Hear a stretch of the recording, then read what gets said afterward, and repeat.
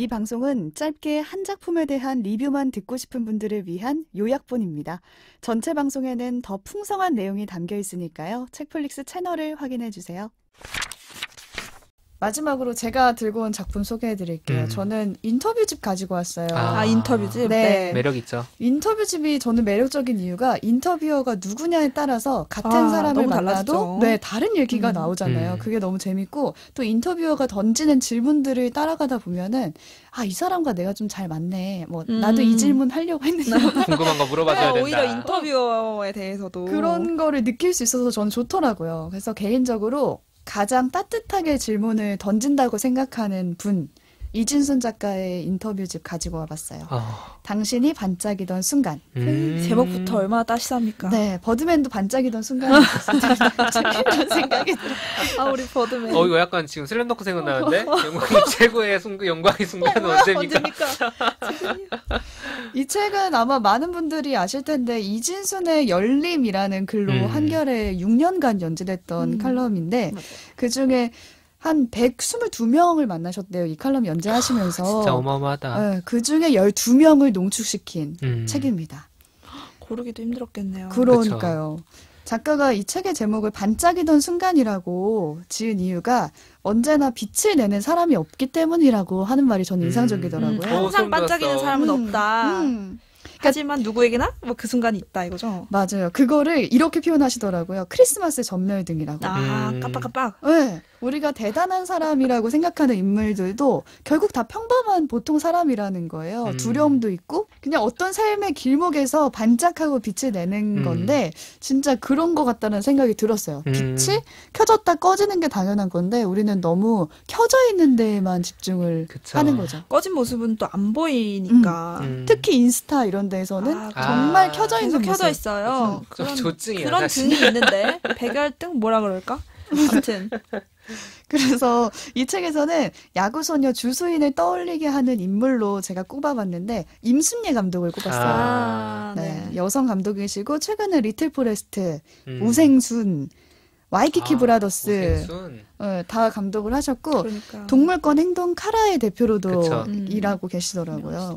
근데 주수인처럼 이분은 정말 자신이 원하는 게 무엇인지 확실하신 분이에요. 근데 그게 저는 그냥 원래 그런 사람인가 보다 했더니 계기가 다 있으셨더라고요. 그러니까 고3 때 이분이 자퇴를 하셨대요. 그러니까 그 이유가 학교를 가면은 뭘 해도 뭘 안 가지고 숙제를 안 했어? 준비물 안 가지고 와? 그래도 너 그래서 대학 가겠니? 라는 말로 기결이 되는 거예요. 그래서 이분은 그 말에 반발심이 좀 생기고 신물이 났구나. 네. 그리고 실제로 360명 중에 본인이 353등이셨대요. 몇 명 있네요. 훌륭하다 그래도. 안 나온 친구들인가?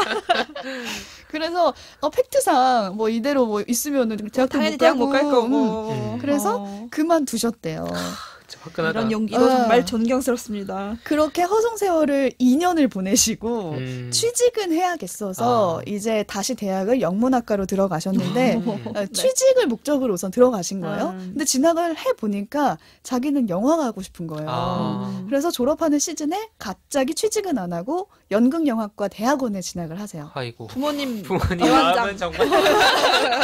근데 더 좀 특이한 거는 집안 분위기가 그런 거에 대해서 왈가왈부 안 하셨대요. 자퇴하고 다행이다, 대학원 가고 이런 거에 대해서 별로. 약간은 네가 알아서 해라 이런 분위기인가 봐요. 근데 그 결정에 대해서 임순례 감독은 이런 생각을 하셨대요. 지금 내가 진짜 원하는 거는 영화인데 현실과 타협을 해서 일반 회사에 취직하면 끝까지 못 다닐 거를 확신하셨다는 거예요. 어차피 안 될 거구나 이거는. 영화는 앞은 안 보이지만 그래도 끝까지 내가 할 수 있는 일이라고 생각을 하셨대요. 어떻게 할까? 그게 너무 부러워. 그 확신이 고등학교 때 자퇴하고 2년을 허송세월을 보내보면서 그 덕분에 인생의 다른 허송세월을 막을 수 있었다고 표현을 하시더라고요. 야, 우리도 허송세월 필요해. 우리도 2년만 허송세월하고 나면 그러니까 그거 있잖아요. 2년 바라지도 않아. 드디어 한번 해볼까요? 1년이라도. 듣고 계신 국부장님들 저는 진심이 아니고요.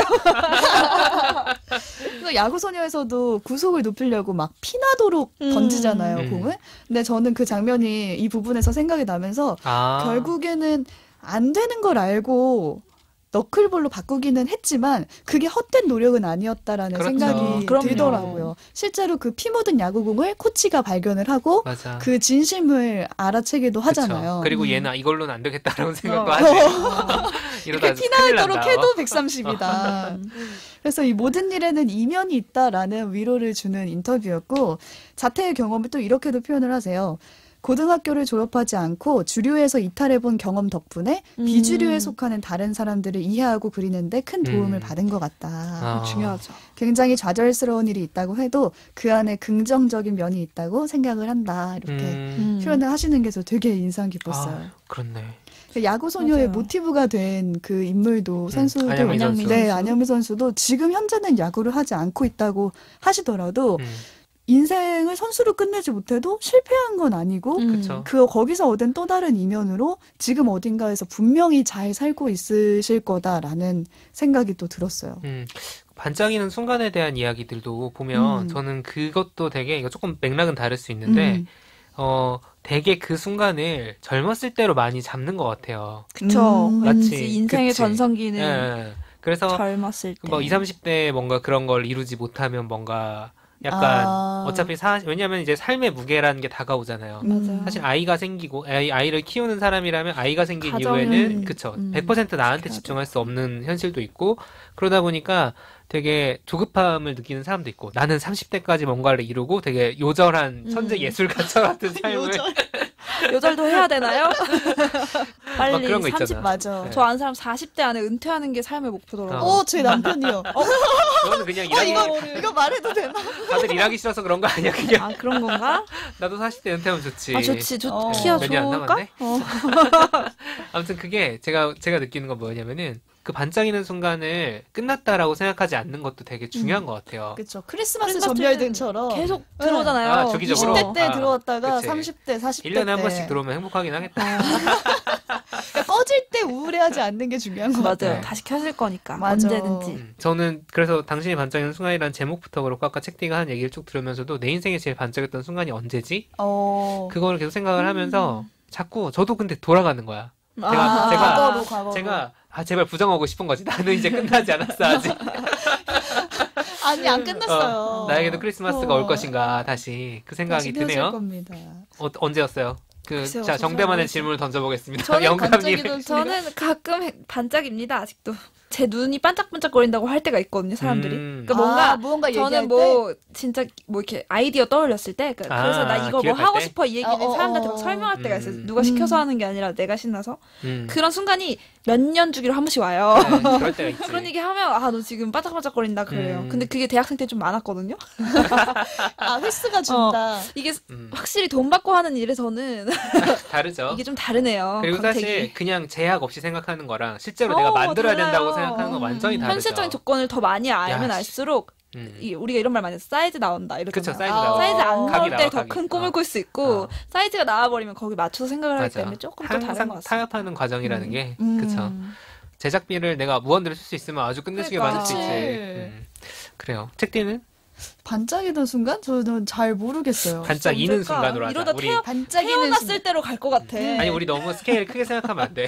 근데 저는 그런 건 있어요. 어두운 줄 알았는데 그 어둠 안에 말씀하셨던 것처럼 이면을 발견할 때가 한 번씩 있는데 그게 저는 반짝이는 반대로. 순간 중에 한 번이라고 생각을 하거든요. 음. 그러니까 예를 들어서 저 아나운서 준비하면서 우라카이 기사 아시죠? 우라카이. 그 알바를 한 적이 있어요. 우선 돈은 벌어야겠고 언론사에서 일은 하고 싶고 하면서 일을 하는데 내가 지금 이거 뭐 하는 건가 이게 지금 시간 낭비 아닌가라는 생각이 들었었거든요. 그게 저는 생각해보면 불이 꺼진 순간이라고 지금은 생각하는데 근데 웬걸 입사를 하니까 이게 취재할 일도 있고 기사를 직접 써야 될 일도 도움이 있고 되는 거야. 원고를 그래버렸어. 써야 될 일도 있고 그리고 진짜 막상 기사를 빨리 검색하는 게 중요하더라고요. 그런 그쵸. 순간에는. 근데 기사 누구보다 빨리 검색하죠. 우라카이 그렇죠. 알바도. 기사 엄청 빨리 핵심을 뽑아낸다. 네. 그리고 자극적인 기사를 해서 자극적인 제목을 클릭을 뽑아냈었잖아요. 부르는 제목들. 그게 반대로 생각하면은 사람들이 이 뭘 전체 좋아하는지.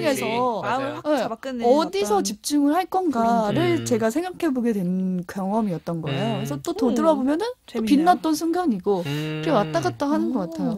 그렇네요. 그래요. 저도 그러니까 뭔가 엄청난 성취를 생각하는 생각하면 사실 반짝이는 순간이 사실 우리 청년 세대에게 찾아오기 되게 쉽지 않죠. 큰 성취를 이룬 경험이 많지 않기 때문에. 그것보다는 진짜로 삶에서 어느 순간순간들 반짝일 때가 있을까 그거를 생각을 해보면 저는 뭐 사실 뭐 우리가 책플릭스 만들고 있으니까 책플릭스의 경험으로 비춰보면 그 쌍터뷰 섭외할 때 그때가 되게 좋아요. 저는 사실 실제로 자부심이 있거든요. 황도영 박사형을 동시에 불러서 얘기를 했고 신예희 오지은을 동시에 불러서 얘기를 한다는 건 되게 그러니까. 즐거운 일이었다. 다음은 다음은 누군지 제가 지금 너무 모시고 싶은 분들이 있는데 다음에도 엄청난 섭외가 됐으면 좋겠다는 생각이 좀 드네요. 그러니까 생각을 한 순간은 반짝여 확실히. 근데 그게 성사가 되면 완전히 이제 행복한 거죠. 네, 그 주에는 야근을 더 해도 된다. 지금 약간 꺼져 계시네요. 네, 아직 메일을 못 보냈기 때문에. 그렇네요. 네. 임순례 감독의 종합적인 인터뷰를 이진순 작가가 이렇게 정리를 하거든요. 인생의 구비마다 이면이 있더라고 그는 말한다. 불운과 행운은 동전의 양면처럼 매번 뒤집히는 방향은 다르지만 서로 붙어 다니며 다음 수를 예비한다. 성공과 실패, 선과 악으로 삶을 구분하는 것은 부질없다. 얄팍하게 일희일비하지 않는 굳건함으로 그는 자연의 섭리를 배우며 실천하고자 한다. 저는 이 정리 멘트를 보면서 내가 인터뷰어를 참 잘 골랐구나. 글이 너무 좋네요. 네, 이 임순례라는 감독을 인터뷰하고 나서 이 사람을 표현하려고 얼마나 이 사람의 생각을 들어봤다 나왔다 했을까라는 생각이 인터뷰집 쓰기 어려울 거예요. 네, 들더라고요. 그리고 나중에 내가 이 사람한테 인터뷰 응했는데 나를 이상하게 표현하면 어떡하지? 이런 불안감이 있을 수 있는데 적어도 저는 이진순 작가랑 인터뷰를 하고 나면은 그런 불안감은 생기지 않은 악마의 인터뷰는 안 할 것이다. 그런 안심되는 사람이 아닐까 싶어서 더 인상적이었어요. 나중에 제가 인터뷰를 할 수 있는 사람이 된다면 그냥 그 사람 그대로를 보여줄 수 있는 말을 정말 정제돼서 표현할 수 있다면 얼마나 좋을까라는 생각을 하거든요. 그것도 좋고 사실 그러니까 인터뷰가 매력적인 이유는 한 명이 가지고 있는 100% 인터뷰 2가 가지고 있는 100%를 보여주는 것도 매력이지만 두 사람이 같이 얘기를 나누는 과정이 서로가 새로운 의미를 발견해가는 거죠. 상호작용이 생기니까. 그러니까 인터뷰 이 입장에서도 얘기를 나누다 보니 그러니까 책디랑 얘기를 나누다 보니 내 생각이 정리가 되더라. 보통 그런 사람 많죠. 말하면서 그런 의미들이 혹은 내가 생각해봤지 못했던 의미를 부여를 해줄 때 되게 저는 그런 게 되게 근데 철저한 진짜 공부와 여러 가지 나오는 것 같아요. 준비를 진짜 많이 해야 되고. 그러니까 제가 아는 그 뛰어난 인터뷰로 유명하신 분들 예를 들어보면 이지순 작가 얘기하셨지만 김혜리 작가, 김혜리 기자, 네. 김혜리 기자도 그렇고 지금도 그러신지 모르겠어요. 근데 예전에 인터뷰에 대해 쓰신 글을 보면은 자기는 그 어떤 사람을 인터뷰를 할 때 감독이든 배우든지 간에 인터뷰를 할 때 일단 당연히 자료를 많이 보는 건 기본이고 그 사람에 대해 알 법한 사람을 3명에게는 취재를 해본대요. 그 사람 왜냐면 사실 이런 거예요. 책디를 인터뷰할 일이 생겼어 누가. 그러면은 오지한테 전화해서 책디에 대해서 이런저런 얘기를 들어보는 거지. 저한테도 전화를 해서 물어보는 거야. 그럼 우리가 얘기하는 게 다를 거예요 아마. 그렇죠. 우리가 보고 있는 포인트가 다르죠. 이쪽 면과 이쪽 면 다 보게 되는 거니까. 그리고 책디가 지금까지 썼던 글이나 했던 방송 다 뒤져보고 이 사람에 대한 어떤 입체적인 그림을 그려놓고 들어가는 거죠. 그렇게 하는 게 되게 좋은 것 같고, 그러니까 지금 뭐 책이라웃이라는 팟캐스트 진행하고 계신 김하나 작가님은 거의 제가 그냥 그 팟캐스트 그 청취자 입장에서 들어보면은 인터뷰 준비를 거의 해부하다시피 하시더라고요. 탈탈 뒤져가지고 진짜 무섭다. 약간 뭐 우리가 거기 나갈 일 없겠지만 안 무서워 되겠다. 나는 걱정을 했네. 괜히 근데 되게 걱정을 했어. 그 인터뷰를 하고 나온 사람들이 느끼는 그게 다를 거예요. 아마 맞아요. 이런 부분까지 준비를 했구나. 그것도 있고 훨씬 잘 알게 되고 인터뷰는 참 매력적인 포맷인 것 같아요. 저는 오해하지 않고 들어주는 사람이 가장 좋은 것 같아요.